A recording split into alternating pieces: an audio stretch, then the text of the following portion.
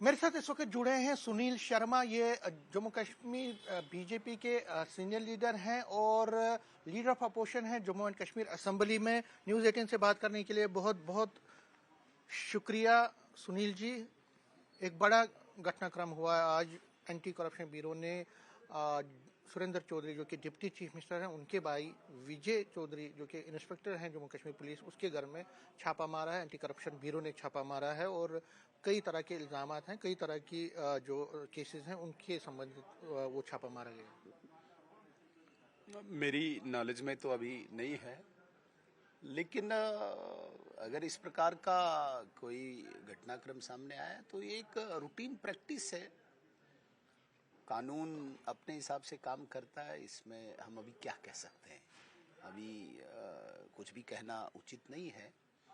क्या रेड है, किसने रेड किया है, क्यों किया है, कोई बाहर बात आएगी तो उस पर कोई रिएक्शन दे सकते हैं। मुझे नहीं लगता कि मेरा अभी तुरंत इस पे कहना कोई उचित रहेगा।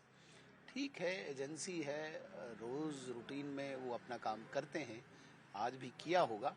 हाँ, कोई इस प्रकार की बात बाहर आती है तो उस पर बात की जा सकती है, अन्यथा मुझे नहीं लगता कि इस वक्त मुझे इस पे तुरंत कुछ कहना चाहिए। क्योंकि सुरेंद्र चौधरी साहब से हमारी बात हुई तो उन्होंने ये कहा कि उनको उनके भाई को फंसाया जा रहा है। वो एक काबिल ऑफिसर है, ईमानदार ऑफिसर है, उनकी प्रमोशन होने वाली थी तो प्रमोशन को रोका जा रहा है और मेरे फैमिली को हरासा किया जा रहा है। हमारा कोई भी किसी भी चीज़ में, चाहे इलीगल माइनिंग की जो एलिगेशन है उस पर कोई हमारा हाथ नहीं है, कोई भी हमारा कोई, हम ईमानदारी से काम करें लेकिन हमें काम नहीं करने दिया जा रहा है।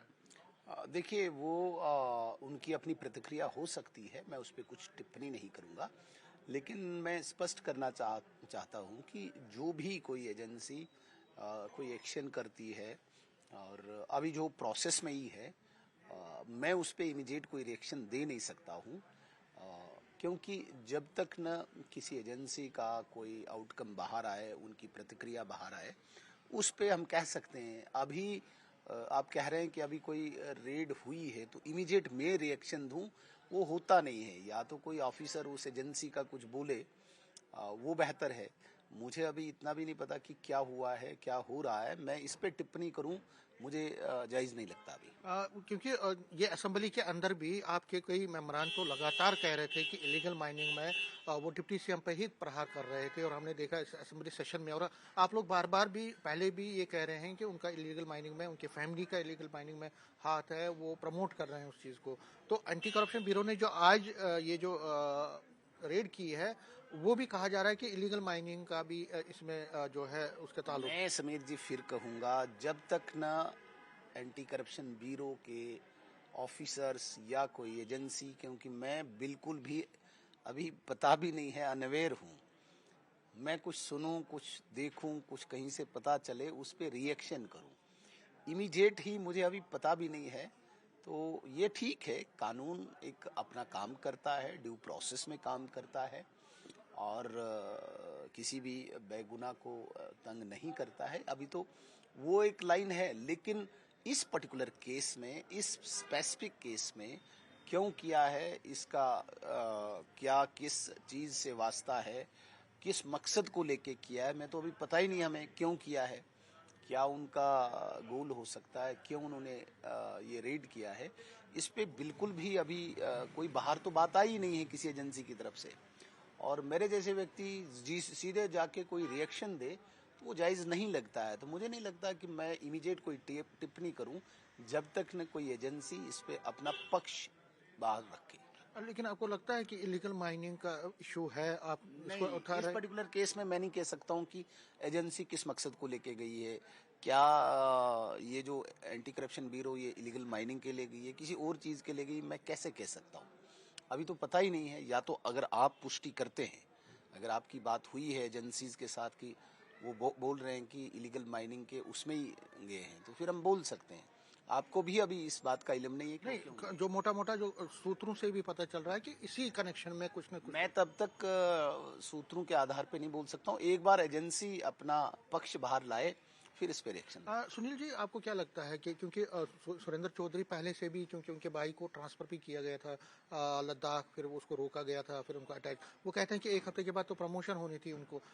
मेरा सवाल ये है, हालांकि उन्होंने ये नहीं कहा कि पॉलिटिकल वेंडेटा किया जा रहा है, लेकिन आपको क्या लगता है? देखिए, मेरे लिए बहुत बड़ा इशू नहीं है।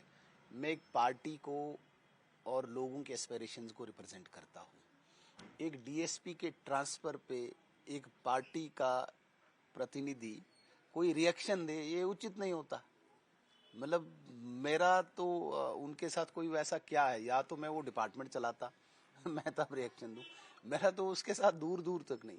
हाँ ठीक है, ट्रांसफर रूटीन में हुई है, बीजेपी इस पे रिएक्शन दे तो ये तो मुझे नहीं लगता वो उस तरह नहीं, है। मैंने इसलिए पूछा था क्योंकि एक एलिगेशन लग रही थी कि कहीं ना कहीं पॉलिटिकल वेंडेटा, हालांकि आज नहीं, डिप्टी सीएम इस पर ज्यादा नहीं देखिए, बोले, मैं दोबारा कहूंगा, न ही हम पक्ष में हैं, सत्ता में हैं, न हमारे पास डिपार्टमेंट है। हम पे एलिगेशन तब लगाएंगे जब हम किसी को ट्रांसफर करें, एक बात। दूसरी बात, किसी इंस्पेक्टर, किसी डीएसपी की ट्रांसफर होती है, उस पे बीजेपी रिएक्शन दे, मुझे लगता कि कोई बहुत बड़ी बात है ये, या लोगों के मसाइल इससे जुड़े हैं।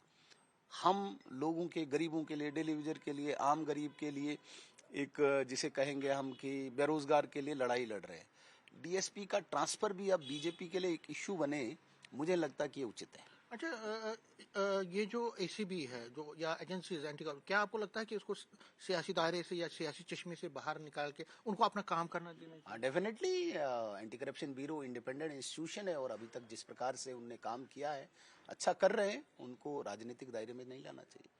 डिप्टी सीएम ये भी कह रहे हैं कि उनको बड़ी पेन हुई है, बहुत दर्द हुआ है, पुलिस में है उनके पास, और नहीं, मिलिटेंसी के खिलाफ लड़ा वो है। उनका पारिवारिक मामला है, वो अपने भाई के लिए रिएक्शन दे रहे हैं।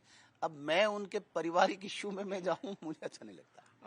आगे चल के अगर हम बात करें, आज डोनाल्ड ट्रंप ने एक बड़ी बात कही है, उन्होंने कहा, उन्होंने दोबारा उस चीज को दोहराया, उन्होंने कहा कि भारत और पाकिस्तान के बीच जो है मध्यस्थता उन्होंने करवाई, जंग उन्होंने रुकवाई, और अगर ये नहीं होता तो प्राइम मिनिस्टर ऑफ पाकिस्तान की भी डेथ हो सकती थी। देखिए, डोनाल्ड ट्रंप साहब जो हैं वो कब क्या बोलते हैं आपने देखा होगा। पिछले एक साल से जब वो इस बार राष्ट्रपति बने हैं अमेरिका के, तो उनके डिफरेंट स्टेटमेंट्स आए, और ऑपरेशन सिंदूर के बाद भी वो कोई स्टेबल एक स्टेटमेंट उनकी नहीं आई, उनके बयानात बदलते रहे।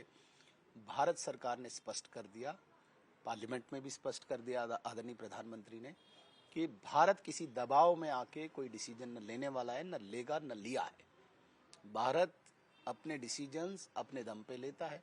वो जब भारत के प्रधानमंत्री ने स्पष्ट कर दिया, अब मैं उस पर कोई वो टिप्पणी करूं तो ठीक नहीं है। तो लास्ट में पूछना चाहूंगा कि जो परिस्थितियां बन रही हैं, असेंबली सेशन पहला फेज खत्म हो गया है, सेकंड फेज अब कुछ दिनों के बाद, एक महीने के बाद शुरू होगा। कई इश्यूज पर वहां पे बात हुई, और एक बिल आई है जो नेशनल कॉन्फ्रेंस की तरफ से मूव की गई है कि जो भी हाइड्रो प्रोजेक्ट्स हैं, पावर प्रोजेक्ट्स हैं, उनको जम्मू कश्मीर सरकार के वापस दिया जाए, उनको हैंड ओवर किया जाए, उनकी ओनरशिप राइट्स सेंट्रल गवर्नमेंट से हटा के स्टेट जे.एंड.के यूटी गवर्नमेंट को दी जानी चाहिए।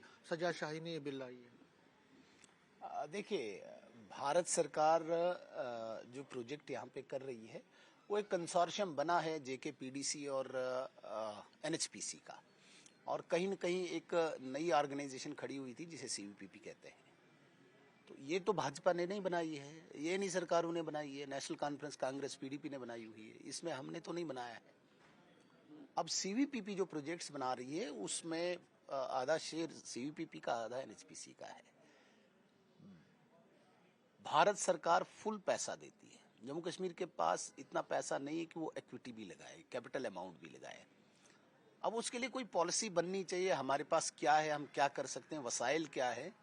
तो सीधे लोगों को खुश करने के लिए या पॉलिटिक्स के लिए एक बिल लाना, मुझे लगता है कि किस हद तक ये जायज़ है, आप खुद समझते हैं। लास्ट में डेलीवेजर्स का इशू है, और ये बड़ा इंपॉर्टेंट है, सभी डेलीवेजर्स भी इसको बहुत बारीकी से, क्या लगता है आपको कि क्योंकि चीफ मिनिस्टर कह रहे हैं कि फेज वाइज उनका हम रेगुलराइजेशन करें, आपको यकीन है इस पे, और आपको क्या लगता है कब तक ये कंप्लीट होना चाहिए? झूठ है, फरेब है ये दोबारा से डेलीवेजर्स के लिए। मुझे नहीं लगता है कि सीएम साहब वो सच बोल रहे हैं इनके साथ। कोई कंक्रीट पॉलिसी नहीं है, कोई बजटरी उसमें एलोकेशन नहीं है। किस लेवल तक करना है, किस उम्र तक करना है, कैसे करना है, कोई भी मैकेनिज्म नहीं है। एक बार और बहुत बड़ा धोखा, बहुत बड़ा मजाक, बहुत बड़ा फरेब डेली वेजर्स के साथ सीएम साहब ने किया। सर एक लास्ट में ईरान में जो इस वक्त कॉन्फ्लिक्ट चल रहा है, कल भी फारूक अब्दुल्ला ने कहा था कि उन बच्चों को जो वहाँ पढ़ते हैं उनको वापस आना चाहिए, तो क्या आपको लगता है कि जो जम्मू कश्मीर के बच्चे हैं ईरान में हैं उनको वापस आना? ठीक है, वैसे देखिए जिस प्रकार के कशीदगी के हालात बने हुए हैं, भगवान न करे कोई ऐसा अनटवर्ड हो तो बहुत मुश्किल होता है। तो अगर इस लेवल पे वहाँ के हालात पहुँचे हैं तो ठीक है, बच्चों को वापस आना चाहिए। न्यूज़ 18 से बात करने के लिए शुक्रिया। कैमरामैन साहिबा के साथ में समीर भट्ट, न्यूज़ 18 जम्मू।